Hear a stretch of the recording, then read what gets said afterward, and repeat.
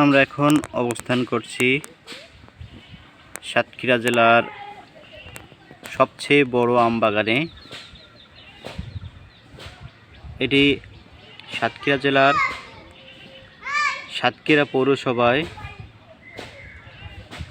৫ নম্বর ওয়ার্ডে বাগানবাড়ি গ্রামে অবস্থিত।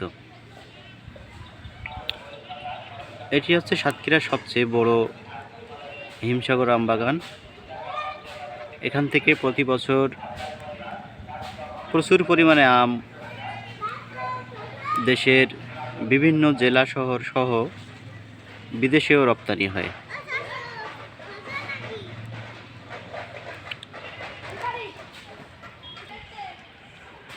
আমরা দেখতে পাচ্ছি প্রতিটি গাছ জুড়ে প্রচুর পরিমাণে আমের মুকুল দেখা দিয়েছে। আশা করা যায় এবছর প্রচুর পরিমাণে আমের ফলন হবে।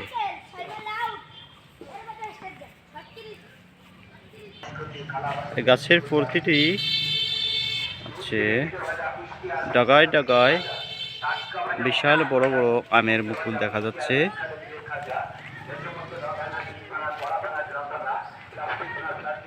যদি কোনো প্রাকৃতিক দুর্যোগ না হয়, যেমন ঝড় বা শিলাবৃষ্টি, এই ধরনের দুর্যোগ যদি না হয়, তাহলে আশা করা যায় প্রচুর পরিমাণে হিমসাগর আম এই বাগানেই ফলবে।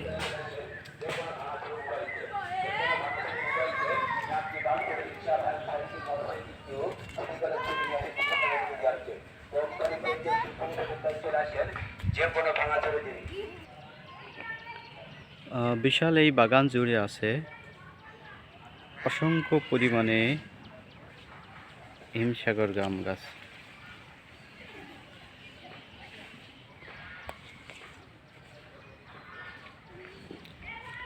এই গাছগুলো আসলে অনেক আগের, অনেক বয়স।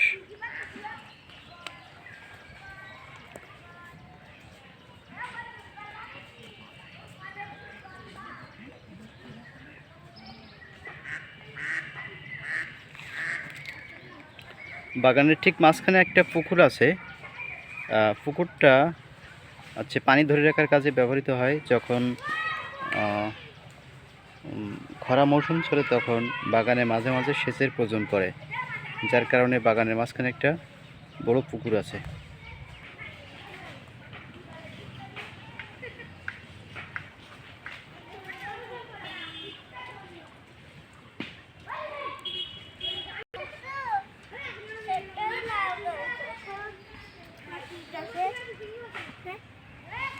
ওই তা কি একটা গাছ, বড় হলে বোঝা যাবে কি গাছ। সে তো ফেলাইছে। ওটাই ফেলেছো কেন?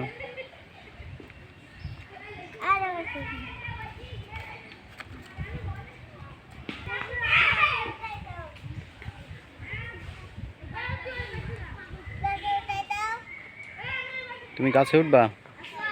একা একা উঠতে পারো না?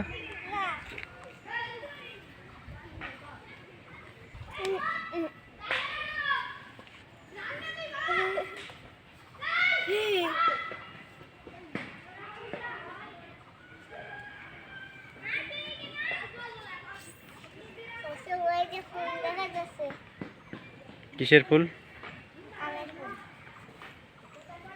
আমের ফুলে কি হয়?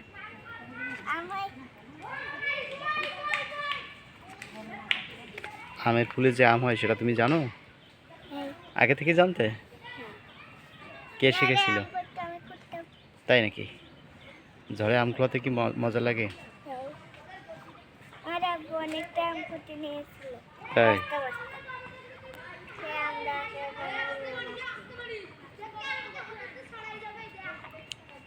ঝড় আসলে অনেক আম পড়ে যায়, আমের ক্ষতি হয় এবং আশপাশে বসবাসরত মানুষগুলো ওই ঝড়ে পড়া আম দিয়ে আচার বানায়। তুমি কি আচার বানিয়েছো কোনোদিন আম দিয়ে? কেমন লাগে আচার খেতে? তাই নাকি?